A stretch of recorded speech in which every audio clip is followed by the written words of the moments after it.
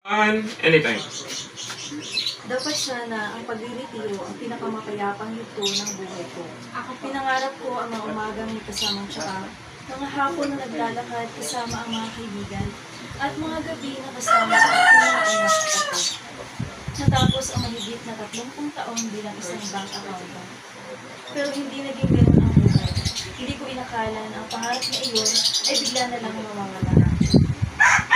Bumangon ako tulad ng isang ordinaryong umaga. Naghinda ng almusal at bigla na lang ako nakaramdam ng hilod. Nanghina ang mga binti ko at parang may mahigpit na pumipisil sa dibdib ko. Pakiramdam ko ang bigat ng katawan ko at wala akong lakas sa mga binti ko. Sinubukan kong abutin ang mesa para kumapit pero hindi ko nagawa. Bagsak ako sa sahig. Pagmulat ng mata ko, nasa ospital na ako. Nakapalibutan ng pamilya kung kailan ng pag-aalala. Sabi ng doktor, isa lang itong mild stroke. Pero kung hindi ko aalagaan ang sarili ko, mas mataas ang chance na maulit ito.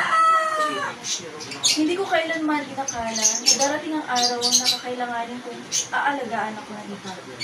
Pero matapos ang stroke, nanghina ang kanang kamay ko. Hindi na ako makalakad ng mabilis at nahirapan akong humawak ng kahit anong bagay. Kinamumuhian ko ang pakiramdam ng kawalan ng lakas.